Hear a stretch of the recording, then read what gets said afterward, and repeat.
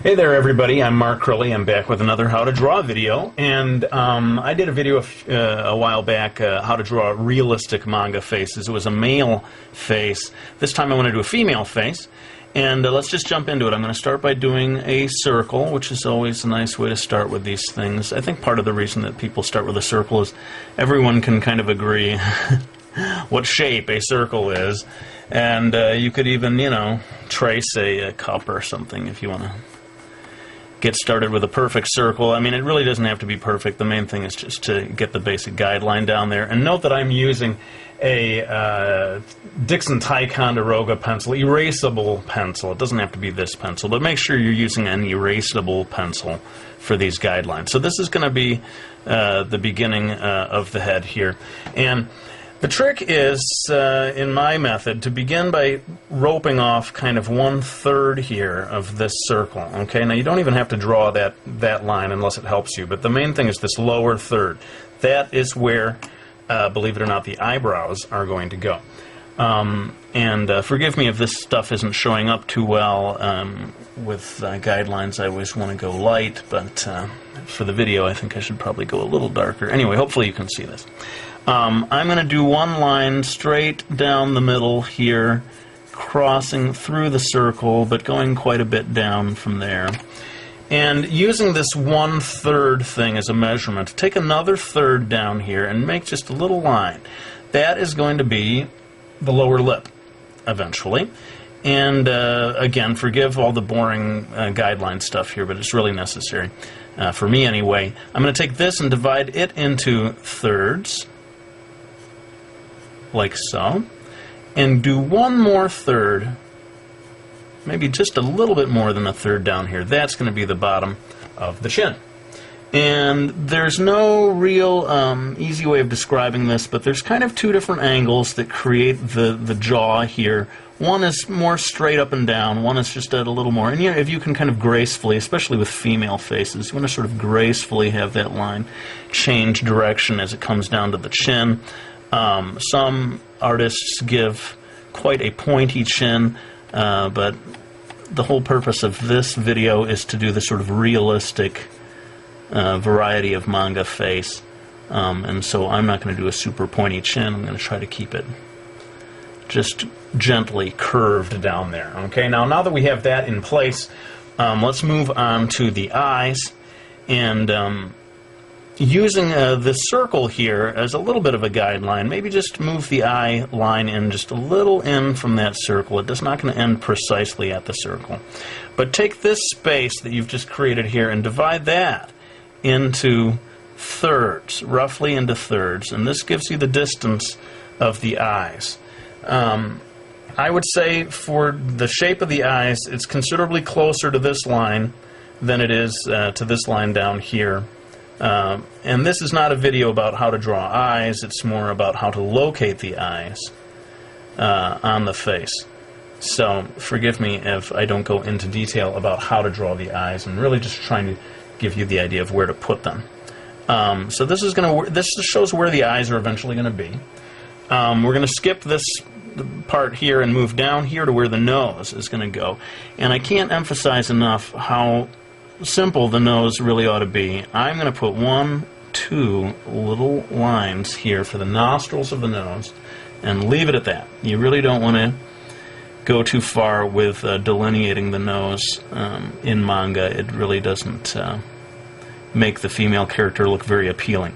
I'm dropping in a mouth here at that line. Remember we said that this was going to be the lower lip, that first line that we put down there.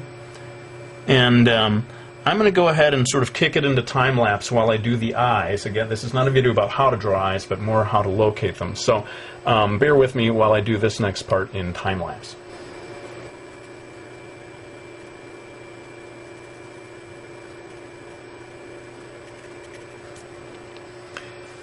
Okay, so I've got the eyes put in here now.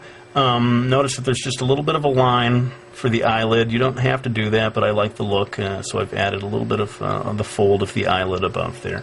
The eyebrows are going to go right along this first line that we drew way back when we started this exercise.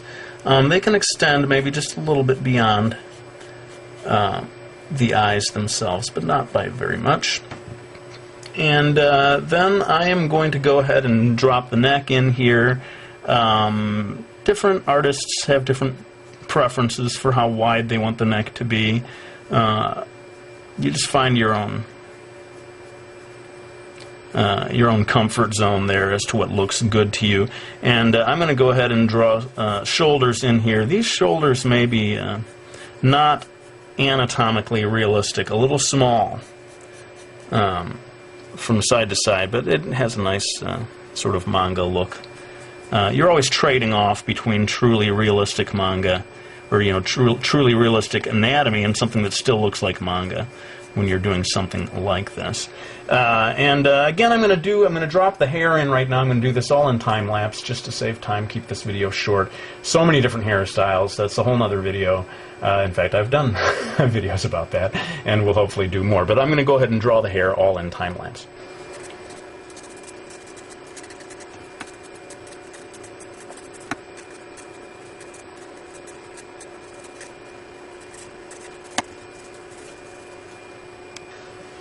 Alright, so I've got all the basic lines in place now, and all of this has been done using this erasable pencil. Now it's time for me to switch pencils, switch to my trusty black Prismacolor pencil, which is really more of a permanent pencil, and almost like inking in a way as I go in over these lines. Now that I know where everything is supposed to be, I can, with great confidence, not great confidence, but some confidence anyway, go ahead and start doing these final lines with this more final drawing tool.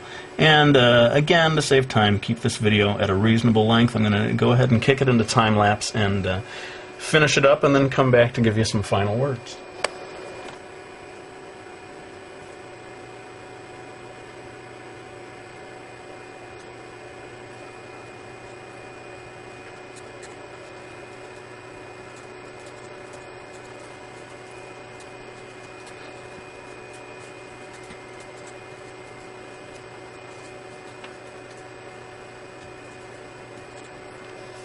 Okay, so I've kind of done my inking, I guess you could call it, with the pencil here, and one of the nice things about having used an erasable pencil at the beginning for all those rough guidelines is I can now go ahead and take the eraser and get rid of those guidelines without affecting, a lot of people are always asking me, how do you erase without smudging and ruining everything? Well, the trick is to have some sort of a permanent drawing tool.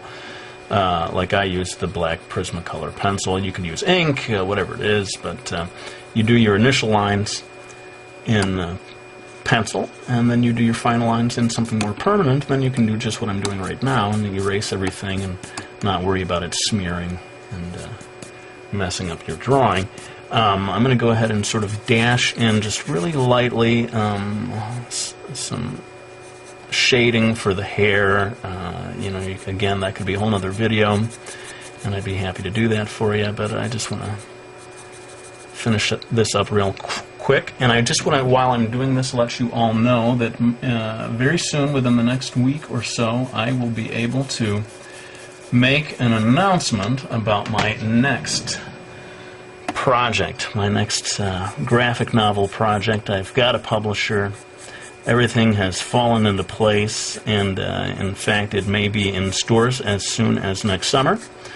And with my next video, I want to give you a little sneak peek of that and sort of let you guys in on the big secret that I've been keeping up my sleeve all these months. So anyway, I think we've probably done enough on this drawing for now. Let me go ahead and thank everyone who has bought my manga series Miki Falls. I greatly appreciate the support.